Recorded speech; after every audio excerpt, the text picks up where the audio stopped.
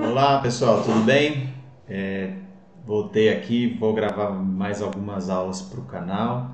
Eu dei essa aula na graduação, mas acho que é interessante fazer uma síntese aqui e deixar esse vídeo gravado. Então, a aula basicamente é sobre calorimetria indireta. E qual é a utilidade disso e como é que funciona esse exame de calorimetria indireta. Antes de partir para a aula propriamente dita, eu queria fazer aqui uma divulgação desse projeto chamado Cria Lavras de Atletismo. Para quem não conhece, é um projeto educacional na cidade de Lavras, em Minas Gerais, onde atende crianças da comunidade e o objetivo é fazer com que essas crianças no futuro entrem na universidade e aquelas que se destacam que também virem atletas de atletismo, né, ou que participem mais ativamente de competições de atletismo. Esse projeto ele precisa de financiamento, né? E a gente tem dado aqui vários cursos. Em breve a gente vai divulgar um congresso totalmente online com um valor de inscrição bem baixo, simbólico, mas que tem como objetivo arrecadar fundos para esse projeto. Então eu vou deixar aqui o link do site da vaquinha, né, com o código do projeto, para quem puder e tiver interesse de fazer alguma doação. E depois eu também coloco no link o vídeo institucional do projeto para quem quiser ter mais informações de como que funciona. Bem? Bom, então vamos lá. O que é calorimetria indireta, né? Calorimetria indireta é um exame considerado padrão ouro para medir o gasto calórico de repouso ou a taxa metabólica basal, né? Não necessariamente a gente consegue colocar a pessoa em níveis basais no exame, então está mais próximo de um gasto calórico de repouso. O que é um padrão ouro, né? Padrão ouro é um termo que veio do mercado financeiro porque as moedas, né, o dinheiro que circulava, ele tinha um lastro, ele tinha uma ancoragem em ouro que era guardado nos tesouros, né, dos países, né? Por isso que hoje chama Tesouro Nacional, né? Depois na década de 70, esse padrão ouro parou de existir, né? Não existe mais lastro em ouro, o dinheiro que circula não tem mais esse lastro no ouro, mas o termo padrão ouro ficou comumente conhecido como o que tinha de melhor, né? Você lastrear um dinheiro numa moeda, num objeto de alto valor que era o ouro. Então, no caso da calorimetria indireta, é considerado o melhor exame para se chegar ao gasto calórico de repouso, né? Então, colocando na balança custo-benefício, esse seria o exame com maior precisão e de menor custo em comparação com a calorimetria direta, por exemplo. Então, como que funciona esse exame, né? Primeiro você precisa ter um calorímetro ou um carrinho metabólico ou um analisador de gases, né? Tem vários termos para esse equipamento. E a pessoa que vai ser avaliada, ela fica aqui deitada ou sentada, dependendo do seu interesse, qual gasto calórico te interessa mais. E aí a pessoa ou ela está em volta de uma cânula aqui, parecido com aquelas de astronauta, ou ela está usando uma máscara, né? Tanto faz, o princípio básico é o mesmo. Esse exame ele dura de 30 a 60 minutos, então a pessoa precisa ficar nessa posição por 30 a 60 minutos, sem falar e sem dormir, tá? E aí o que esse equipamento faz? Basicamente ele vai medir a concentração de oxigênio que está sendo expirada quando você expira. Então, vamos desde o início. Quando a pessoa inspira, o ar ele vai entrar por aqui, a pessoa vai reter esse ar um tempo, depois a pessoa vai expirar. Quando a pessoa expira, esse fiozinho que está aqui, ele capta uma amostra desse ar que está sendo expirado. E aí dentro do equipamento ele vai medir a concentração de oxigênio nesse ar que está sendo expirado, e alguns equipamentos também medem a concentração de CO2 que está sendo expirado. E qual é o princípio que se assume aqui? que o ar que nós respiramos, ele tem uma concentração de 20,93% de oxigênio, vamos arredondar para 21% para facilitar, e ele praticamente é zero de CO2. Então, quando você inspira, você está inspirando um ar que tem 21% de oxigênio e zero de CO2. Quando você expira, o aparelho vai medir o quanto tem de oxigênio no ar que está saindo. Então vamos supor que esse aparelho meça a saída de 16% de oxigênio e 5% de CO2. Então, de 21 menos 16% vai dar 5% de oxigênio retido. 0% de CO2 que entrou menos os 5% de CO2 que saiu vai dar uma saída de 5% de CO2. Então significa que você reteve 5% de oxigênio e soltou 5% de CO2. O aparelho ele mede também o volume de ar que você inspira e expira, que obviamente é o mesmo, né? Se você inspira um volume de ar, você tem que jogar todo esse volume de volta, não você sair e ficar inchando, né? Então, o aparelho vai medir isso, ele vai medir essas coisas, o volume de ar que está entrando e saindo e a composição desse ar que sai, assumindo uma composição fixa que entra. Tá?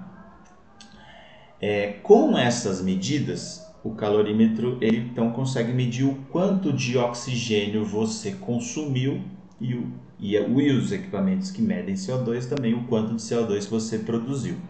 Vamos começar como se você tivesse apenas um equipamento que só mede consumo de oxigênio, não mede produção de CO2. Existe uma equação relativamente simples que diz o seguinte: cada litro de oxigênio que você consome, isso equivale a 5 quilocalorias.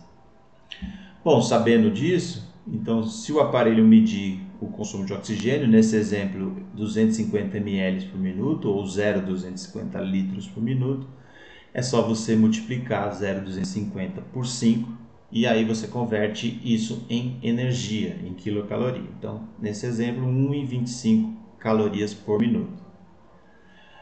Bom, mas eu não quero saber por minuto, eu quero saber o meu gasto calórico diário. Então, é só multiplicar por 60 minutos e por 24 horas.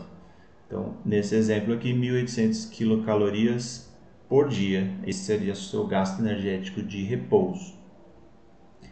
Como 60 e 24 são constantes, eu posso multiplicar e deixar fixo aqui. Então, 1.440 minutos, que vai, obviamente, chegar no mesmo resultado. Né? Nesse exemplo 2, que está 1 aqui, mas 2, se você aumentar o consumo de oxigênio em 50 ml, então de 0,250 para 0,300, e você resolver essas equações todas, então o gasto calórico por minuto vai aumentar de 1,25 para 1,5, e na hora que você sair multiplicando, isso vai chegar a 2.160 quilocalorias por dia. Então dá para ver o impacto que causa você aumentar o seu consumo de oxigênio em repouso. Isso vai elevar o seu gasto, isso indica que seu gasto calórico está aumentado, né? Então aumentou de 1.800 para 2.160 quilocalorias por dia. Se você tem um aparelho que, além de medir o consumo de oxigênio, também mede o consumo a produção de CO2, você pode usar uma equação que é um pouquinho mais sofisticada, né? Que é a equação de Ayer de 1949, que basicamente dá em quilocalorias por minuto a seguinte multiplicação: 3,9 vezes o VO2 mais 1,1 vezes o CO2. Então, um exemplo aqui, né, usando os 250 ml por minuto de O2, e aqui vamos imaginar que o equipamento também mediu 250 ml por minuto de CO2. Então, se eu coloco 3,9 vezes 0,250 mais 1,1 vezes 0,250, eu chego aqui a 1,25 quilocalorias por minuto, vezes 1.440 minutos, 1.800 quilocalorias por dia. Nesse exemplo, exatamente igual ao que foi estimado no slide anterior. Agora vamos ver outras possibilidades. Nesse exemplo 2, 0,300 litros por minuto e o CO2 continua em 250 ml por minuto. Então, vou resolver a equação. Agora, mudou um pouco em relação ao slide anterior, né? Então, deu 1,445 quilocalorias por dia. E na hora que eu multiplico por 1.440 minutos, isso dá 2.081 quilocaloria dia, né? Então, quando você coloca o CO2 na equação, isso melhora um pouco a estimativa, né? O exemplo 1 coincidentemente deu igual, mas o exemplo 2 já mostra um valor um pouco diferente, né? 2.160 aqui e aqui 2.081. Quando tem o CO2 ele é mais preciso, tá? Então é importante ter a medida tanto de O2 quanto de CO2. Se você tem um equipamento que tem as duas medidas, é legal você usar os dois. E quando você também tem a medida de CO2, ele permite você fazer alguns cálculos extras que o equipamento que só mede O2 não permite. Por exemplo, estimar qual é o substrato energético que está ofertando essa energia. Então, esse gasto calórico ele vem de gordura, de carboidrato, dos dois, quanto vem de cada um. Então, a calorimetria indireta com medida de CO2 permite também estimar qual é o substrato energético. No caso, excluindo a proteína, tá? Então, a proteína é excluída desse cálculo e você assume que toda a oxidação ou é de gordura ou é de carboidrato. Você assume que a contribuição da proteína é muito baixa, é pequena, né? Daria para fazer alguma estimativa de proteína se você fizesse análise também de urina, mas isso começa a complicar e demandar exames adicionais. Então é comum usar essa questão não proteica aqui, né? E aí uma equação que é utilizada é a equação de Frying de 83. Então a gordura em gramas por minuto é igual a 167 vezes o VO2 menos 167 vezes o CO2. O carboidrato em gramas por minuto também é 4,55 vezes VCO2 menos 3,21 vezes o O2. Vou pegar o mesmo exemplo do anterior para resolver essas equações, que não tem muito segredo. Então, 167 vezes 0,250 menos 167 vezes 0,250 deu 0 gramas por minuto. Então, a primeira conclusão que se chega da oxidação de gordura é que quando o VO2 é exatamente igual ao CO2, a oxidação de gordura é zero.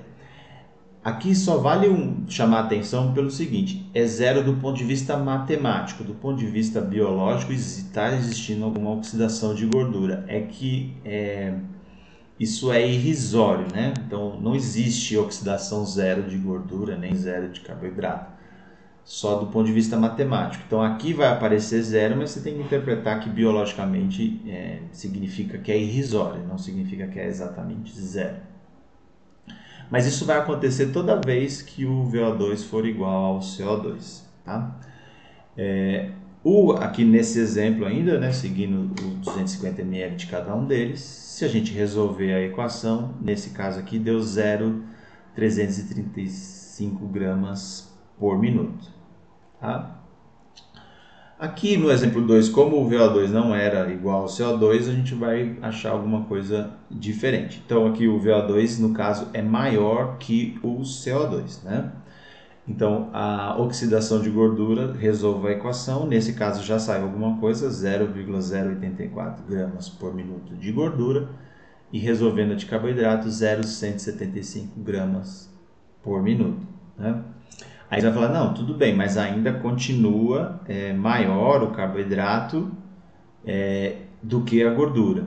Só que a gente tem que lembrar que o equivalente energético de gordura e carboidrato é diferente.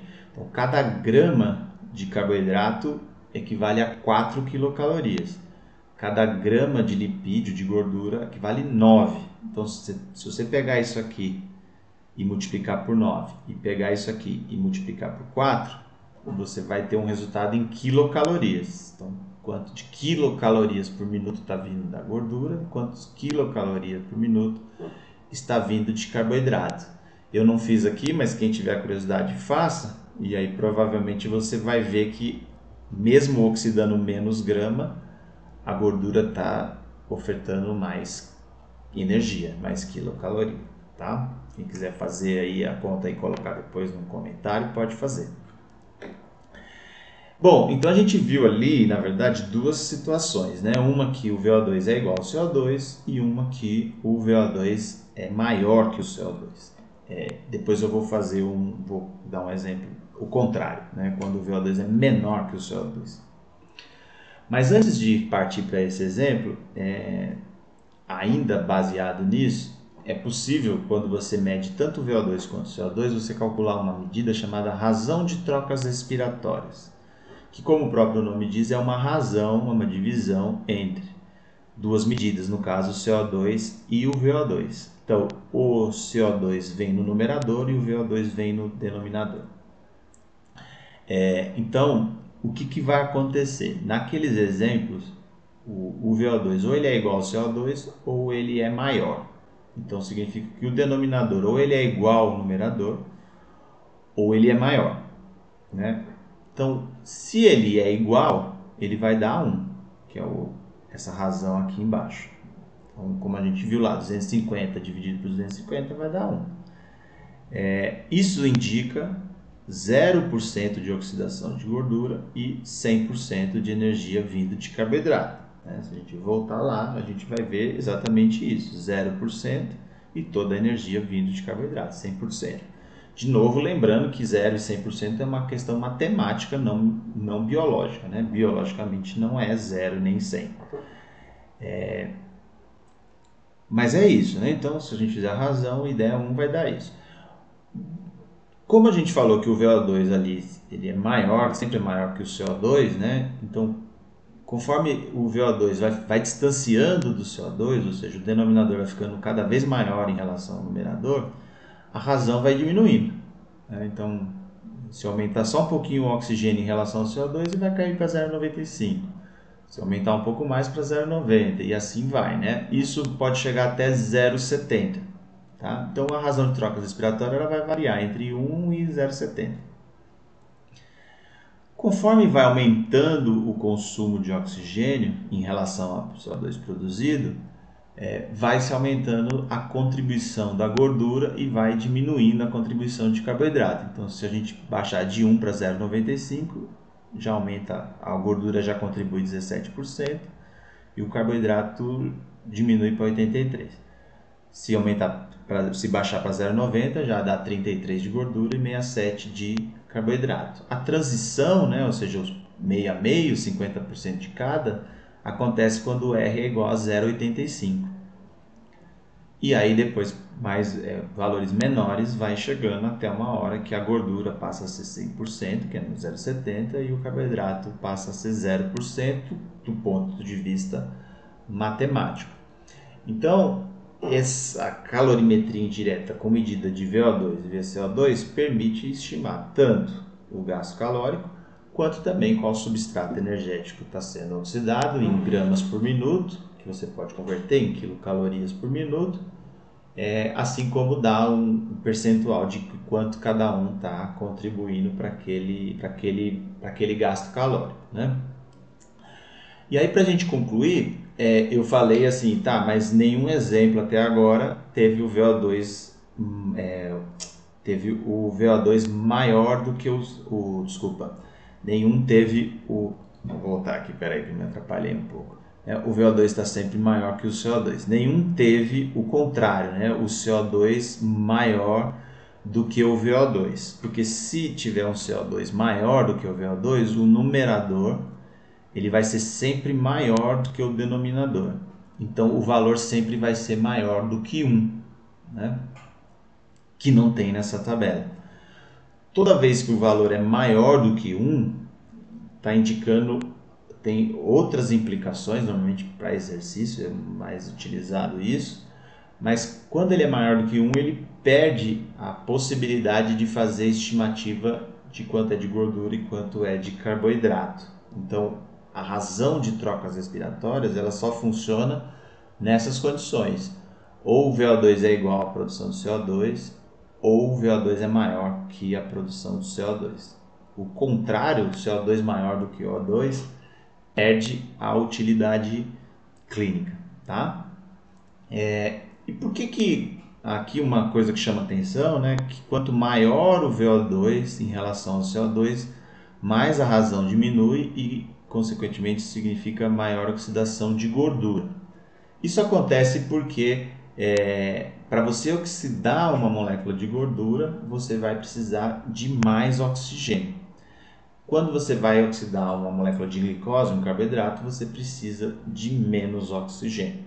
Então, cada substrato demanda uma quantidade de oxigênio diferente. No caso, a gordura mais oxigênio e a glicose menos oxigênio. Por isso que o oxigênio impacta, né? Quando o oxigênio é em relação ao CO2, ele impacta no quanto cada um está ofertando aí de energia. Bom, então para a gente concluir, a calorimetria indireta ela pode ter duas utilidades, né? A primeira é a estimativa do gasto energético, de repouso no caso, né? A outra utilidade é a estimativa da taxa de oxidação de gordura e carboidrato, desde que você tenha um aparelho que meça o CO2. Tá bem? Essa calorimetria indireta também pode ser usada durante o exercício, que não é o foco desse vídeo, mas no canal tem lá uma aula de fisiologia do exercício, um curso de fisiologia do exercício, que em uma das aulas é comentado sobre sobre o uso dessa calorimetria durante o exercício. Tá certo? Acho que é isso, pessoal. Obrigado aí e em breve eu vou colocando alguns vídeos no canal. Um abraço, até mais. Tchau, tchau.